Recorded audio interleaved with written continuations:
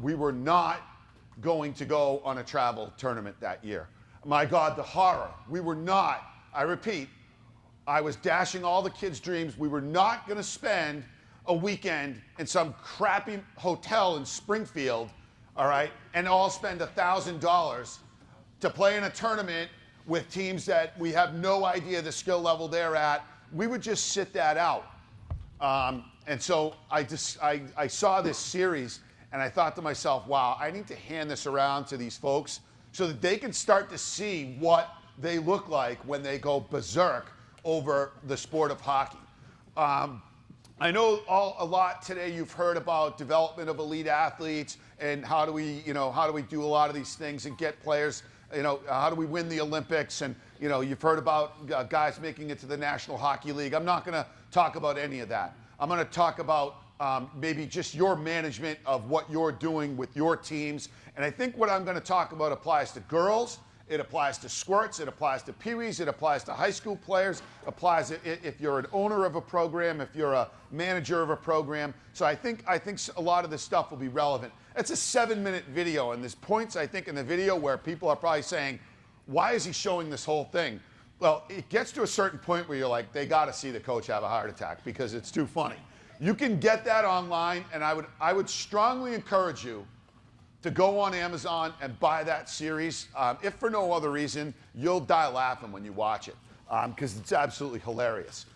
So I'm going to talk about creating culture of your program. And the first thing, I forgot, I lost a little clicker. Where did it go? Sorry, Liz. I'm just so, I know I'm not very technologically advanced, and that's a real problem. But I did put this together, this presentation, and I want you to watch this. What I did, that's called cubing. You can cube the slides. See how that turns right there? It's pretty good, right? Yeah. Plus, I put the gray in there, the gray color. So, anyways, I'm going to start off the first slide. One of the biggest complaints and I used to get all the sheets after the level 4 clinic, and people would put down the complaints, and guys would say, the speakers just want to talk about themselves. All right, so I figure the first thing I'll do is talk about myself and then piss everybody off. So I just want to tell you a little bit about who I am and why I'm probably standing here and what qualifies me to be able to talk about this. Coaching is basically my life now. I'm an athletic director. We have 27 varsity sports at my school. I have 210 coaches who are my staff members. So it's pretty much like my whole entire existence, my whole life is based around coaching. But for 17 years, I coached high school. I've coached Pee Wee Cs, I've coached Squirt Cs, I've coached the lower levels of hockey, and I can tell you I learned more from that than I did from anything else. My son played ice hockey because I introduced it to him. He liked it, he didn't love it. He wasn't like out in the driveway playing street hockey. He was up in his room studying, which to me, I was like, what the hell is wrong with this kid? But it's turning out okay because he's applying to some great schools now. But I learned a lot about the kids who just like hockey and the kids who go to the rink just for fun, and that we are actually indeed teaching life lessons. So I've done a lot in my coaching, and I was just a decent hockey player, and that's it. So, but worked very hard in the coaching side of things, which again, I think just as a disclaimer qualifies me to stand here and talk about this stuff. I don't know that anyone's gonna learn anything, I hope you do, but if you don't, and here's a quick little bit of evidence. I think one of the things we hear about, when the coaches are here, it's almost like they're like on high, like, I'm preaching to you and the way I do things is so well and perfect. And a lot of time, and Morsey put it out there this morning, no one's going to preach at you. But when you're sitting in that seat for so long, you're like, I don't know, I feel like I'm getting preached at. And I can tell you, when I was coaching, everyone says like, oh, you shouldn't yell at the kids and don't yell at the referees. And I just want to show a little quick video of myself in my coaching days and what I was like, to say that I wasn't perfect.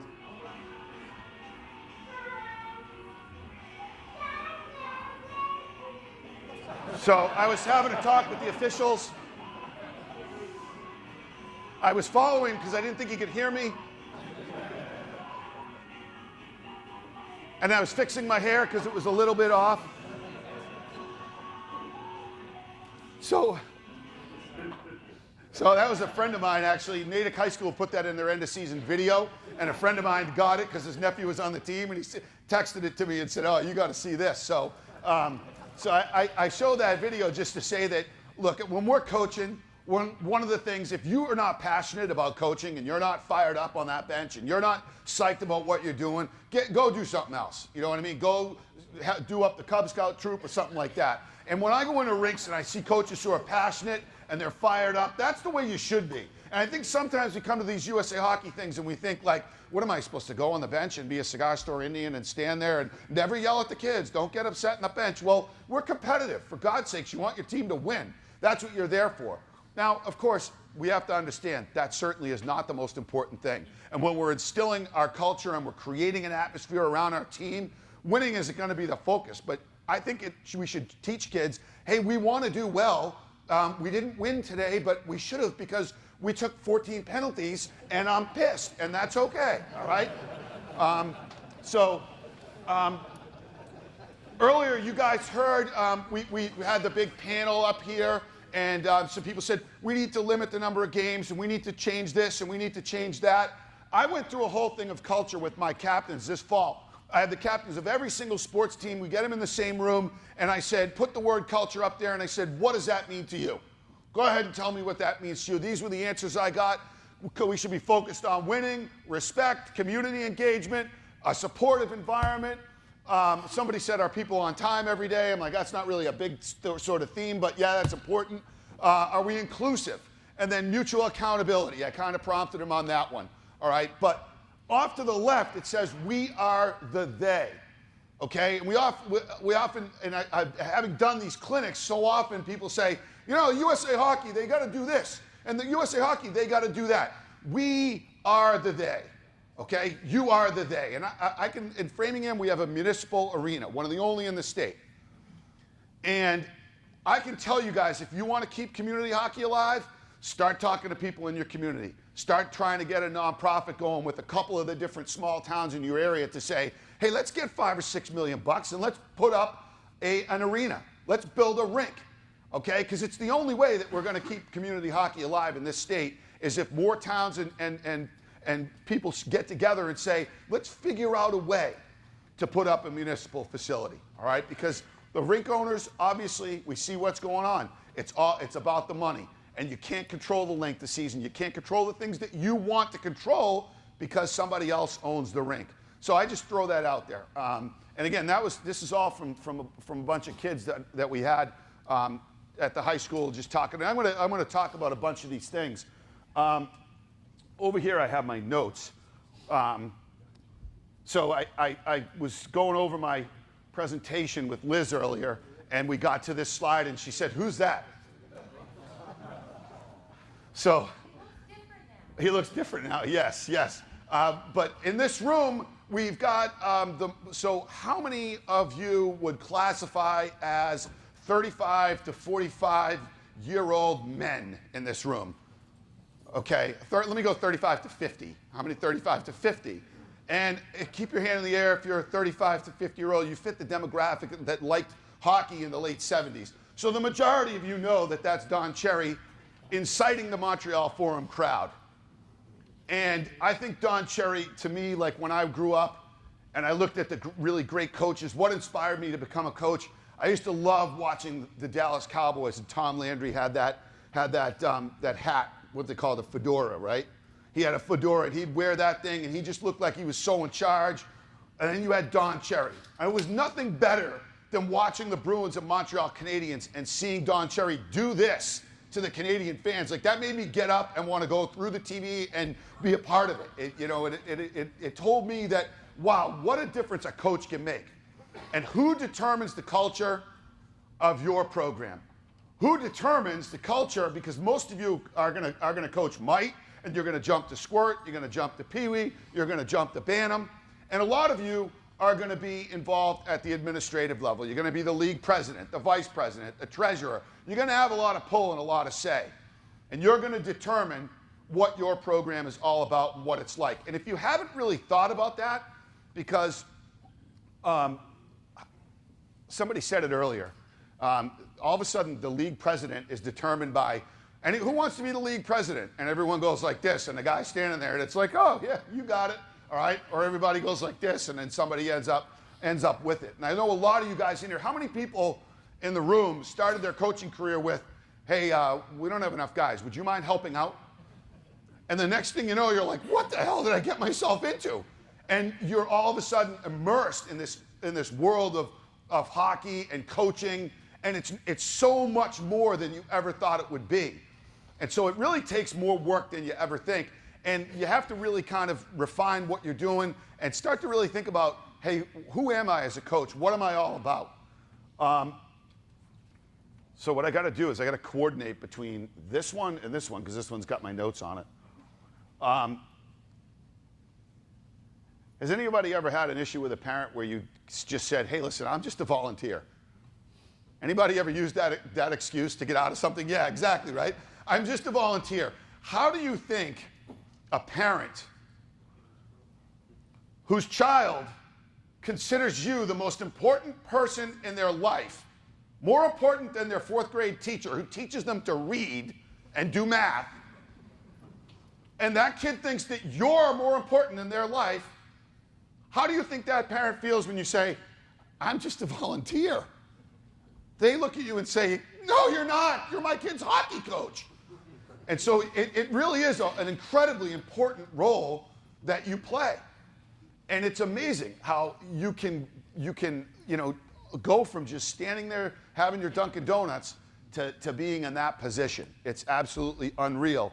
I tell everybody, and if you haven't done this, this is the reason I'm doing this presentation, is because maybe some of you have just kind of been floating down the river and you're coaching and you really haven't given a lot of consideration to, why am I doing this?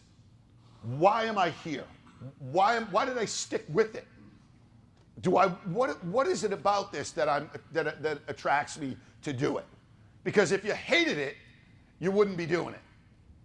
And I know a lot of times people say, oh, Jesus, parents are a pain in the ass, and this kid is a pain, I gotta go here and I gotta do there. You love it. You love coaching. You absolutely love it. You love getting up there Saturday morning and the game, and you walk onto the bench and you're up there, you got your jacket, you got your stuff, the game's about to start, the music's playing, and there's 12 people in the rink and you can care less, you think there's 12,000. You're like, I am fired up right now. Let's go.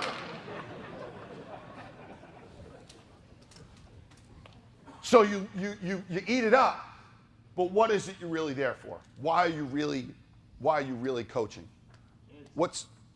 Absolutely, because you're passionate about making a difference in a kid's life.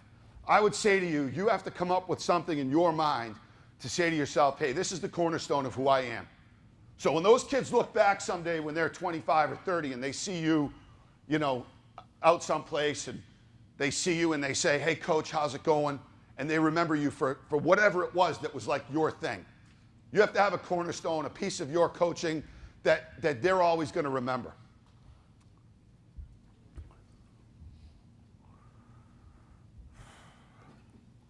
So, this is mine. Look at that. Woo! That was like cube flip. This is the cornerstone of what I'm all about as a coach, okay? I always told myself, because it's funny, I was talking to Dana last night, and I got just absolutely creamed by my own coaching staff, by my parents. I got skewered for in my last couple of years of coaching. I decided that rather than try to break the puck out and say, hey, wing, bum to the boards, and we're going to pass it here, and then we're going to skate the middle, and hey, give it to me, and we're going to pass it to the middle. I told my defenseman, you take that puck, and you get it the hell out of the zone. I don't care how you do it. I want it off the glass and out. Never mind, pass it to him and all this crap. It don't work. Get it off the glass and out. We're going to chase it in the neutral zone. And when their D screw up, we're going to score a goal. And if they don't screw up, we're going to have them bumble in the puck, and they're not going to be able to come back at us in transition. Everybody's, you know what he's doing? He's having them throw the puck out of the zone. And they were all upset with me, and they wanted me to go D to D on all this other nonsense. And I always thought to myself, I can get away with it with my players. They know I care about them. They know I care about them. So if I have some crazy cockamamie scheme that might not work, they're going to look at me and go, all right, coach, we're doing it. We're doing it. We lost 3 games in my last year of coaching. We lost 3 games. And then the current coach who's there now, he said to me, Coach, I really don't like this idea and this and that. The Boston Bruins were beat by a team that took the puck and flicked it out of the zone. And I was talking to Dana about it last night. We said, that's exactly what they were doing. I'm like, well, if guys in the NHL could do it, I guess I could do it. But the long story short, and I love this photo. This is a picture of our team at we have a holiday skate. So I discovered on the day before Christmas, I like to skate on Christmas Eve, which at the time I was like, you can't skate on Christmas Eve. Well, the kids were fighting with me. Coach, we want to practice. So we'd practice in the morning. And all of a sudden, it would be 10 in the morning on Christmas Eve, and the ice was open for 2 hours. And my players would be like, Coach, we're staying out here. And the rink guys were like, well, you got to be out there with them. I'm like, okay. So I'd stay 2 extra hours and would all hack around and have a good time. And then I thought, you know what? Let's get the middle school. Let's get the girls team. Let's get the parents. Let's have somebody dress up as Santa Claus. Let's just blow this thing up and make it a real fun time. So that's what we ended up doing.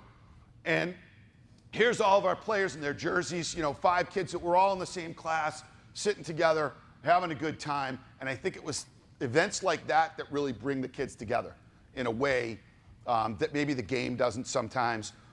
It's more to me, hockey to me is more about this than it is anything else, okay? It's more about this. I would just throw this out there to all of you. In my last year of coaching, I told myself, every single day, because we get to practice, and it's, hey, get in line. Come on, get in line. Hey, we got to get the goalie drill going. Let's go. Hey, over here, mini games. We got to do mini games because ADM says mini games. Hey, I'm going to add a level of difficulty because I learned it at the coaching clinic. Fantastic. We're going to do that. And we do all that stuff, and we're like, and then we get off the ice, and we take our skates off, and we get in the car with our kid, and we drive home, and we haven't talked to the kids on our team for 5 seconds about anything but get in line, move over here, you shift, nice shot. Nope, I want you to take snapshots only, whatever it is. I would tell you to figure out a way that every time you're at hockey, to talk to every single player for just 30 seconds about something other than hockey. Just 30 seconds.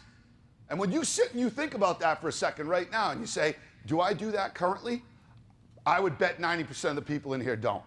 Because you're focused on what's going on the ice. But if you can skate over to a kid at practice at 7 in the morning when he's standing there in line and say, hey, what'd you have for breakfast?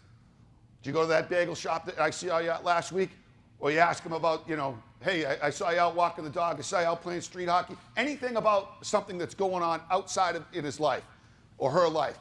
And make that connection. 30 seconds every practice. See if it works for you. I know it did for me.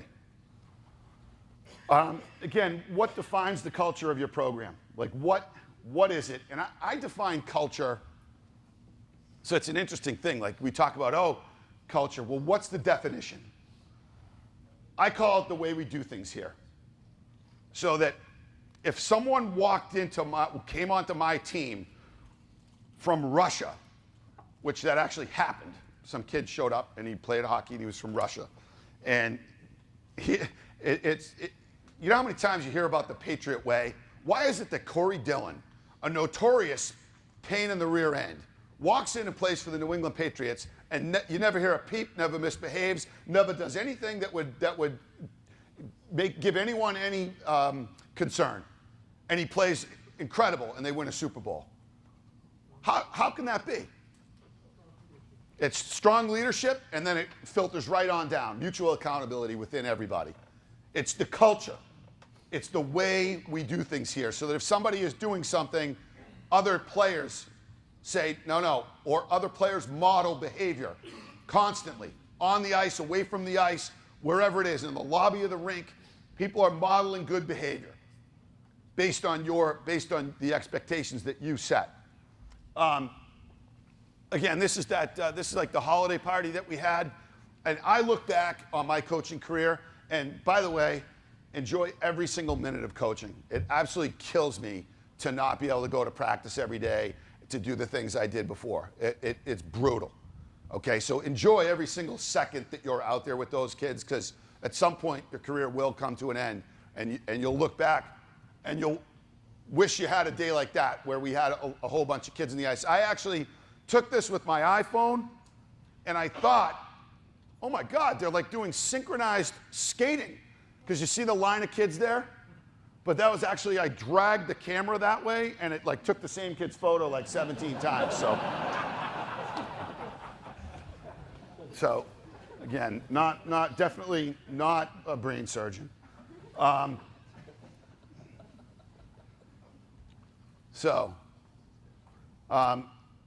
Again, culture.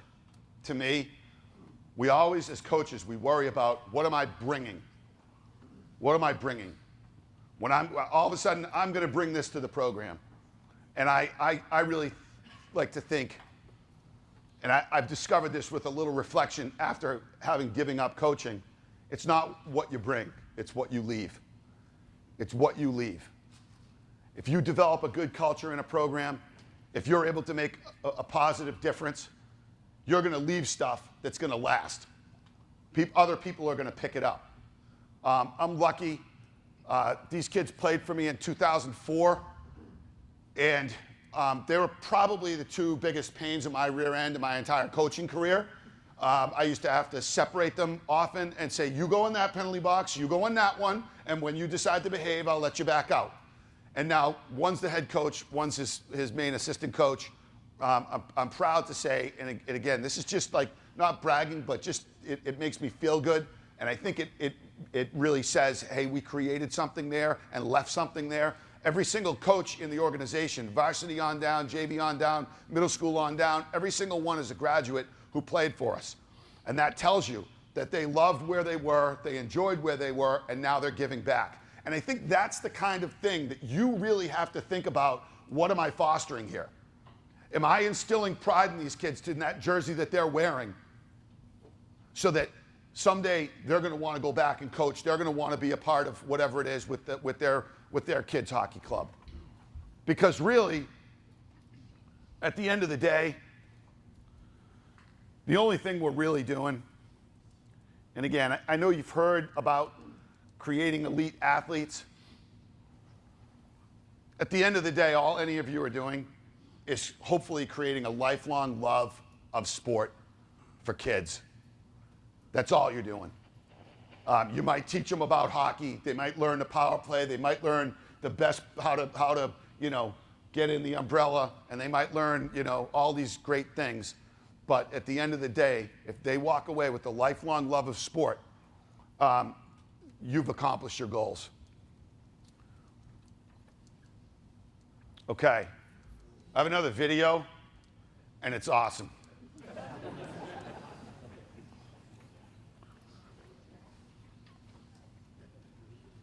Scotty Bowman, it's on one there. of the greatest coaches in sports history. What can you say about him that hasn't already been said? Tell him I'm sorry. 9 Stanley Cups. Was he my favorite coach? I don't think so. I had this guy in youth hockey. Boy, he was really something. There's the lights. Do I look like a... Do I look like a... Nah. Well, why you escaped from me like that? Well, he was more than just a coach. He was really a teacher. That's the way I like it. What the hell? You gonna understand it? Hold it! Just because you look like the gift don't mean you play like the gift. Don't let him stand in here and talk to you like you had him on the legs. Give him the... Be a bad motherfucker. Here you go. There wasn't really a practice that went by that I didn't learn something new and useful. 1, drop your glove. 2, kiss jersey. 3, over the head. And where I'm from, we call this the Englewood Jack. What I say? That was the word. Yeah. Englewood Jack. The guy was all about growth. Mental, physical, and even spiritual. And you will know my name is the Lord when I lay my vengeance upon thee.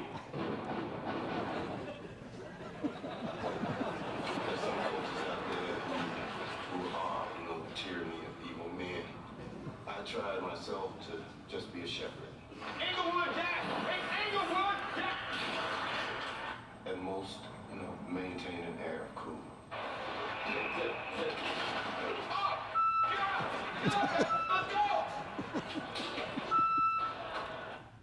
All right. So it never gets old. I laugh every single time.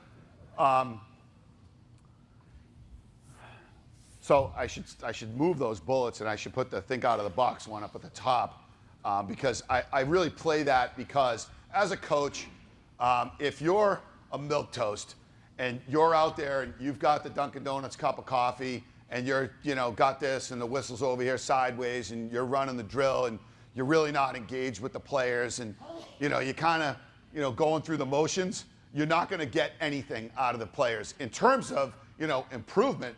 But they're not going to feel the love. You got to bring energy. You got to be fired up every day. And you got to do some crazy stuff. You got to get a little, into it. You got to think out of the box about how you're going to solve problems. It's one of the things I love the most about working with people.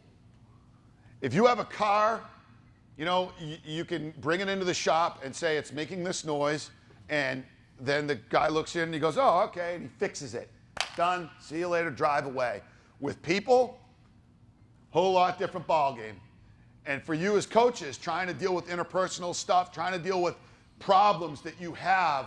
How many people in the room, how many coaches in the room have had a problem with this scenario? Kid's been out there about a minute and 45 seconds, and his teammates have changed up. And you're going, hey, Jimmy, let's go, Jimmy. And Jimmy skates by. You're like, okay, must not hear me. Jimmy! And then all of a sudden, Jimmy skates by again, and you're like, what in the world? I guess he can't hear me. Then he comes to the bench finally. You're like, Jimmy, I was calling you. Oh, sorry, coach, I didn't hear you. Has anyone had that happen?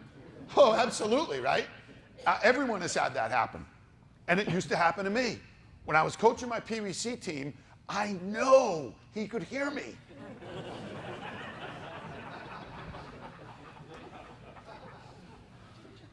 So I'm sitting there and I'm going, he can hear me. I know he can. And if I bench him, his parents are going to say, well, what are they going to say? Are they going to hold him accountable and say, Coach, thank you so much for holding my son accountable. I appreciate you holding him out of the game. We're very pleased with you. Are they going to say that? No, they're going to say, why'd you keep him out of the game? Coach, he said he couldn't hear you. No, I was screaming as loud as I could. They could hear me in downtown Natick, okay? But the kid says he can't hear me. So I said, all right, let me see how I can solve this problem. So I used to do the scrimmages in practice, and I got this little, I went to open a bank account for my charter fishing business, and they gave me this like soft football. It was green, TD Bank. It was like just a Nerf football, little one, right? And when they gave it to me, like what I learned in these clinics popped into my head. I was like, yeah, you know what? I'm going to use this for hockey scrimmages. Of course, a couple of my goalies, they weren't that good, so they got the chance to make some saves with the big football, all right? So that was good for their confidence. And you guys are supposed to laugh about that, where the goalie saves the football. So I threw the football out there, and I found out these kids loved slapping the football around on the ice. Wham, the thing would go flying, bing, bang, boom, flying. They'd chase it and slam it around. So I said, okay, here's what we're going to do. We're going to run a scrimmage where what we're going to do is we're going to use the football, and I'm going to stand at the blue line. Out here, way at the blue line, 3-on-3, down below, 3-on-3 with the goalies. When I yell your name, you come off immediately. Immediately. If you don't come off, you're benched the rest of the scrimmage. I thought, I'll fix them. So they play 3-on-3. Jimmy, shoo, right over, right? Johnny, shoo, right over. Sarah, boom, right over. The kids are, whatever I called their name, they're flying right over. And then I brought them in. Come on over here, everybody. Blow the whistle. All right? Bring them in. Everybody could hear me, right? Yes, we could, coach. I said, okay. So we've established that in the course of play, when I yell, you can hear me. Yes. Next game, if I yell your name for a changeup, you will be sitting on the bench, because we've established that you can hear me now, okay? And again, I'm no brain surgeon, but when you start to think out of the box, like, how do I solve this problem? If you come up with unique ways to solve the problems with the kids, you're going to end up getting what you want. The other way of doing it is to scream at kids and yell at kids And when you do that, all they do is shut you off. Okay? And you could say, I sat and I talked to them about it. It doesn't matter. If you do it in a creative way, all of a sudden they buy in. They buy in. I say up here on this, be sincere. I think that when you set yourself up for success, there's certain things people can question your decisions. Coach, you shouldn't have had that line out there. Coach, you shouldn't have done this. Coach, you should have maybe played this kid at that position. But there's certain things people cannot argue about or complain about when they talk about your coaching. And there's certain things about the culture of your program that you're going to want to hang your hat on. Be sincere. What I mean by that is when you get to the game and you notice you have a certain number of kids and you slyly take your 2 best kids and put them at center, and then you say, and you run 3 sets of wings and 6D, and you say, well, I was stuck. We didn't have the numbers, so I just had to play the 2 guys at center all game. And you don't switch other kids in, people know it. So you say, oh, we're going to play equal ice time, and then all of a sudden, you play 2 lines and 6D for an entire game. And people are looking, and they're like, no, I know what you're doing here. I know what you're doing. And it's easy to get sneaky with the numbers and try to trick people. You're not fooling anybody. You're losing your credibility as a coach. And if you say at the beginning of the year, we're going to play even ice time, and then all of a sudden you're in this is a big one, 3 o'clock on Sunday, oh my God, the gold trophy, the damn thing's this high. And you're late in the game, and it's 4-3, and you're going, oh my God, what are we going to do? What are we going to do? What are we going to do? You're going to your assistant, and you're asking him, and he's going, God, just go ahead, power line, power line, power line. And you're sweating bullets because you're like, oh, what am I going to do? And then finally you're like, all right, power line, go ahead. And you said we weren't going to play that way. You've blown it. You've blown it. All right? The kids all get in the car and say, Coach is a skunk. And the parents then call you even worse stuff than that. I think if you're organized, if you walk in with practice plans, if you're prepared every day, nobody can ever say that you're not. If you show up and you go to your, hey, what do you think we should do today? And then you're like, what drill do you think we should have next? People sniff it out from a mile away, and you lose your credibility as a coach. And it hurts the culture of your team because the kids don't think, Coach cared enough about us to walk in and be organized today. He's not ready, he's not prepared. A 10-year-old can sniff that out. Because if they're in a classroom and the teacher's sitting there going, oh gosh, I wonder what I should do next. All right, they're going to sniff that out. And they're sniffing it out with you too. So I would tell you guys, any of you, be prepared, be organized, be sincere, and think out of the box as much as you can when you're coaching. So I always throw this slide up there. That's the Montreal Canadiens coach. Of course, at the time he was with the Bruins, but that's a bunch of Medford High School, Medford youth hockey kids who they like won a raffle or something. And if you look right at Claude Julien, they are like right over there. There's nobody like 5 feet away. You know, like have you ever called timeout during a game and you're like, everybody get over here. All right, and there's like 2 kids over there, right? Why is it that they're so excited? They're right there. They're pasted right to them. That's the way your players should be with you. And I put this slide up there. I say, who was your favorite coach?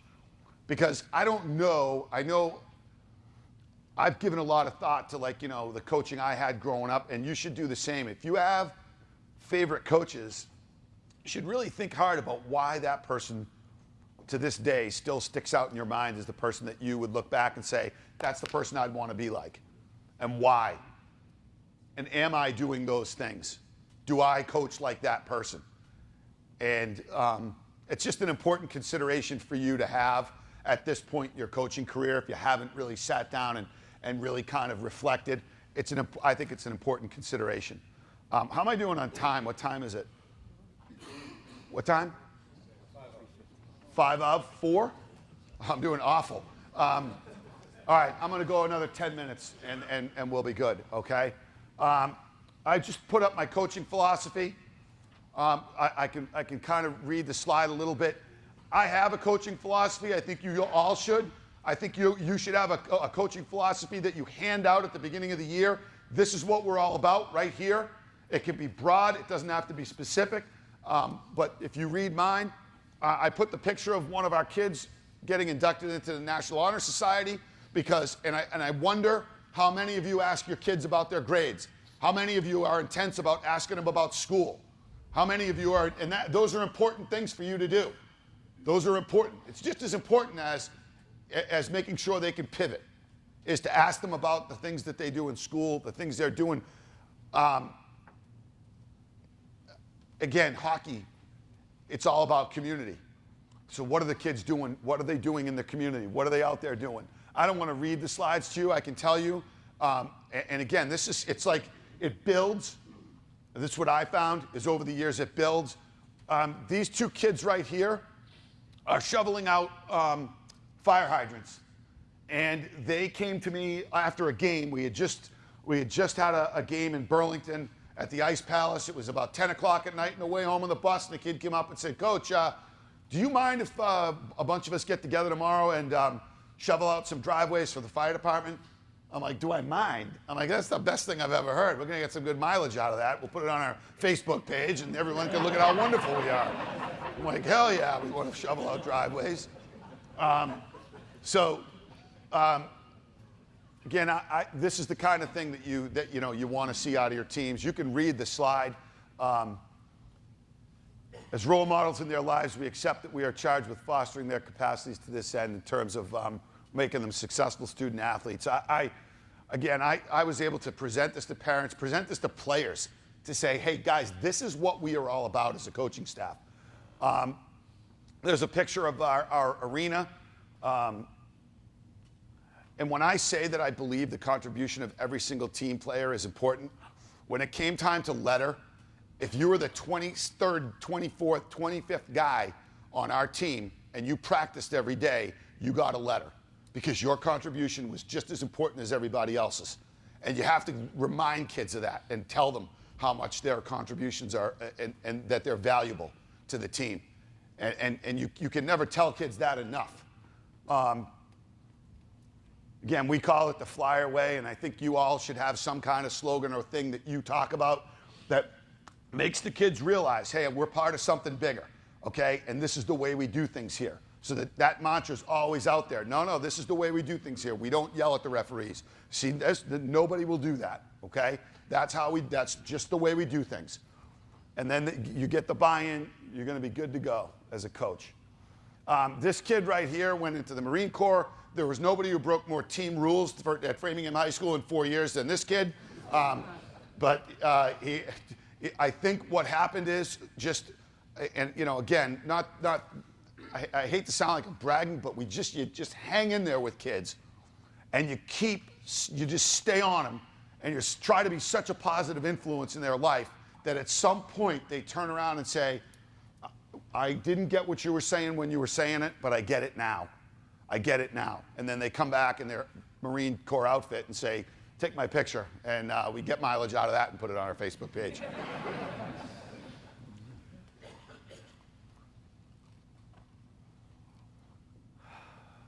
You ever sat with your assistant coaches in the locker room after a game or practice and said, I can't understand why they just don't seem to care. Or you sit there afterwards and you're like, I don't understand why they act that way. And then if you thought back to when you were 12 or 13, you'd say, oh, I know exactly why they thought that way. Because at that 7 a.m. game, that kid was thinking, I'm going to the donut dip after this game. And that was what he was thinking about in the third period when he was skating around. He was thinking about chocolate milk, not getting a goal. So if you think back to when you were a player or when you were a kid, all of a sudden you begin to understand, you know what, I do know why these kids act certain ways. And that's going to give you the ability to motivate them, to get them to do what you want. Tom Landry said leadership is getting people to do what they don't want to do to achieve what they want to achieve. It doesn't matter if you're coaching in the NFL or if you're coaching U12 rec team. You're a leader, and you're trying to get people to do what they don't want to do to achieve what they want to achieve, and you got to come up with ways to do it. I love to talk about this, and we'll talk about this in the breakout session. Parents are a huge part of your culture. I always said at the beginning of the year, what happens outside the glass directly affects what happens inside the glass. I would say that, right? We'd get in a parent meeting and I would say, you guys have to understand what happens outside the glass directly impacts what happens inside. You have as much power as I do. And I would get parents who would call me and say, Coach, why doesn't my kid do this? And I'm like, well, when you tell him to clean his room, does he clean his room? You know, so, hey, we're all a work in progress here, all right? And it's hard to get kids to do what we want them to do all the time.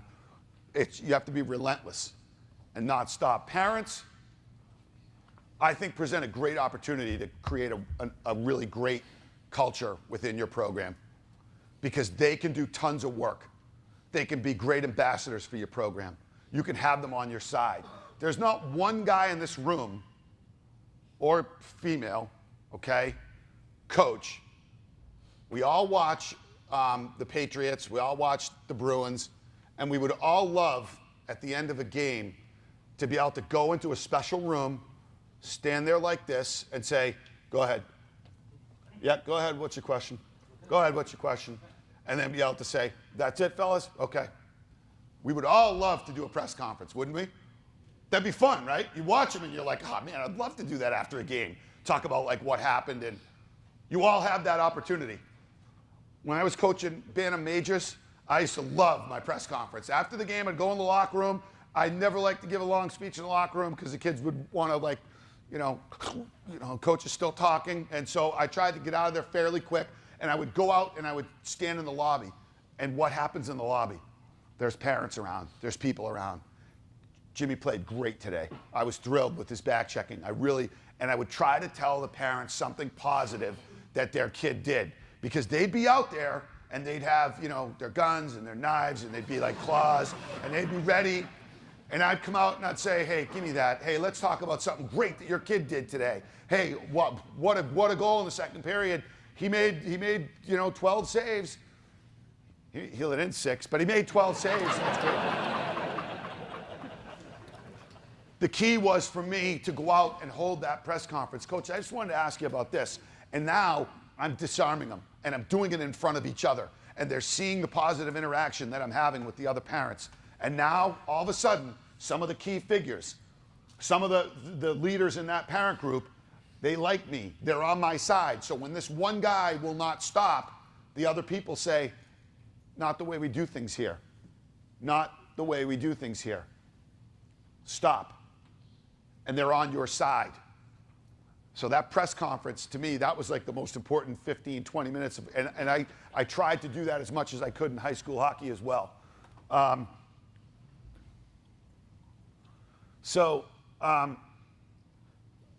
When I show this, like if there's Framingham people in here like there are now, they could go and tell somebody like, hey, your picture was in Paul Spear's presentation. So that might happen, and that's fine, because this is a picture of a mom who, when her son was a freshman and a sophomore and didn't play very much, didn't like me very much, and when he scored a goal against Catholic Memorial and we beat them, had a very emotional response after the game and was like the happiest, most proud mother on the planet Earth.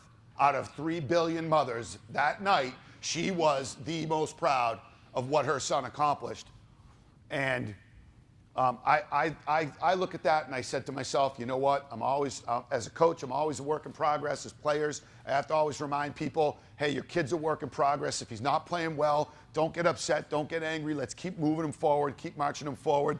And one of the things that in my first couple of years, we had a ton of success, won a lot of games. How many people and how many coaches in the room, you've lost a game, and this coach that you knew growing up, and he took his kid to the other program, and you played them in the semifinals, and you wanted to win that game, and you were so pissed after the game when you lost, you started taking it personal, and you really got like, or you don't like this coach because he yells at the refs, and you perceive he mistreats his kids, and so when you play him, you're like, guys, I want to win this one, all right? I want to beat that guy.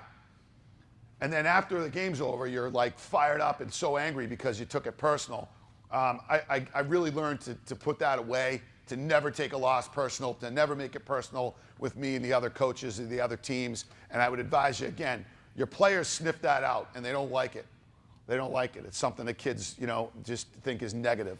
So I would tell you, be grateful and humble during the good times. And I'm not going to play that next video. This is a picture of my son and I. This is what we should have caught today. But I got a few reports. Nobody got a fish, so I'm not unhappy that I wasn't there. I saved like $300 in gas money. But I tell everybody, trust in the idea that hockey, it's just not as important. And there's a typo, I think, in there. Is there? No, there's not. It's not as important as you think it is. It's really not. We get really fired up when you're coaching. You're going on the websites. You're looking at who the good teams are. You're talking it. You're eating it. You're sleeping it. You're breathing it. It's hockey, hockey, hockey, hockey all the time. And you're like, oh my God, we're going, I'm going to this tryout and I'm going to that tryout. I used to tell people, you're not going to the tryout. Your son or daughter is going to the tryout. They used to drive me crazy because,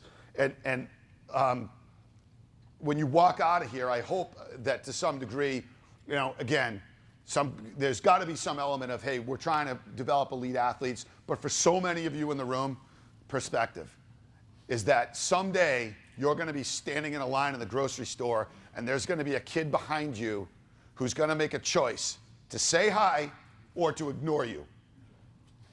And I can tell you, I was standing in line at a wake and I saw a coach who I just ignored.